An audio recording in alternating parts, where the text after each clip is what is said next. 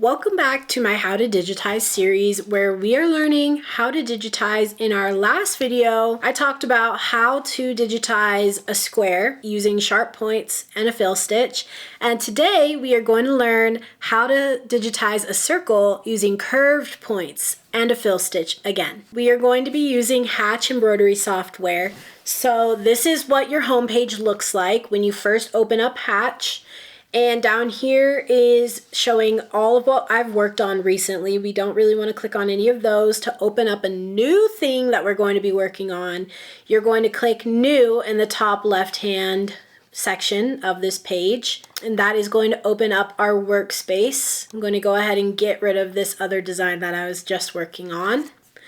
So here is where we will do all of our work. If you did not see the last video, the last tutorial, this is where I do all of my work. Oh, one thing I forgot to mention is sometimes you might have your grid on, and that's totally fine. I like to work without my grid.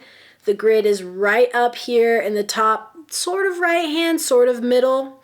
And to turn it off, all you have to do is click on it. And that's how I like to work, no grid. Sometimes if I need to line something up, I'll turn it on. Other than that, no. Over here, I have my sequence section and my object properties. Like I said in my last video, those are the only two things I really ever have open, and I pretty much always have them open. So to find those two things, you go up to here to edit in the top left-hand corner, click edit, and here is your sequence. Here's your object properties. If I click on them now, they'll close it. But if you click on them and you don't already have them opened, it'll open it for you. So today we are going to learn how to make curved nodes and a curved fill stitch using a circle as our reference. To open up your artwork that you're going to use as a reference, because I always do, I always use a reference, come up here to the top left-hand corner and click on File. Find Insert Artwork. We're going to click on that. That'll open up our documents and things like that. And we are going to find the design you're hoping to open. And we are going to click on this one, which is where my circle is. As you can see here, it's giving us a preview. And we are going to click Open. This is going to open the design in whatever size the design is already made in, and mine is pretty large, that's why it's taking up the whole thing. I use my mouse wheel to scroll in and out, just like you would in most other programs. If you don't like to use your mouse, you can also come up here to the top right hand where you have your zoom in plus sign and your zoom out minus sign. I find it easier and faster just to use my wheel. So we are going to change the size of this circle just like we did our square in our last tutorial, and that is here where it says width and height.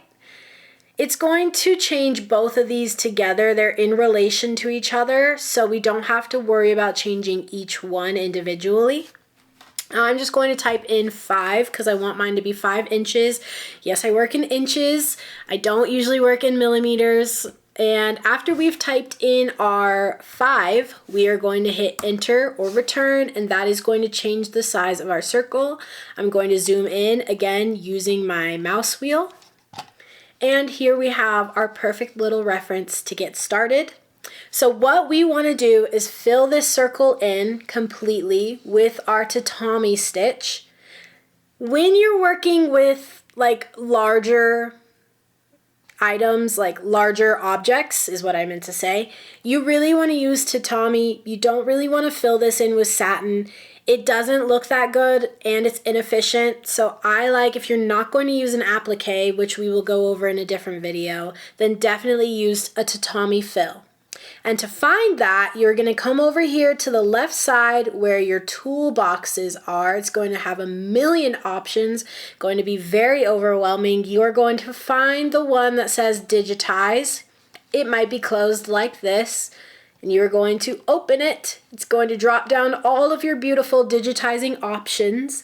So many to choose from. To do a fill stitch, because we want to fill in this circle, we are going to do digitized closed shape. We are going to click on that, and here you can see on the right hand side it changed all of my options to all of my different fill stitch options.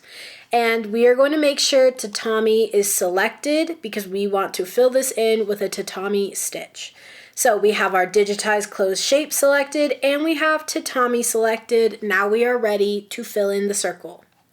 So to do that, we are going, actually circles are one of the easiest things to do because you really only need 4 points: the top, the left, the bottom, the right, and then back up to the top. To do a curved node, you are only going to right click. So in the last video when we did all of our straight sharp points, we only left clicked. Now the opposite of that, we are only going to right click. So for this circle, we are going to right click on the very top. There's our first node. As you can see, here's your line. Don't be afraid that your line still looks straight, because when we click this next one, it will curve for us. We are going to right click here on the left side of the circle. Okay, so it didn't actually, sometimes I don't know exactly what happens, but I swear the next time we right click on the bottom here, it will actually show us how it's curved. So don't panic. We did right click on the top. We did right click on the left. Now we are going to right click on the bottom and it will curve for us here. So I right clicked on the bottom and now you can see it's showing me my curved line. So we did do it correctly. We did not panic. And now we are going to do our next click here on the right side of the circle.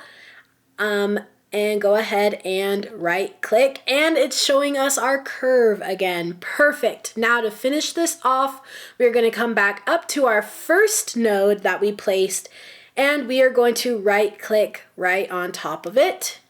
And that's our circle done, almost. All we have to do now for it to fill in for us is click enter or return. And as you can see, it's showing us our entire circle filled in beautifully. And that is exactly how you are going to do all of your curved lines for your fill stitch. And like I did in the last video, if you want to use this circle as a reference, I have it in the description where you can download it. If you want to give this a try yourself, come back and show me. So that is our circle and our fill stitch completed. Come back for the next tutorial where I will show you how to mix the two, how to do sharp angles and curved angles all in one design. And as always, please like and subscribe and leave a comment with any questions you might have.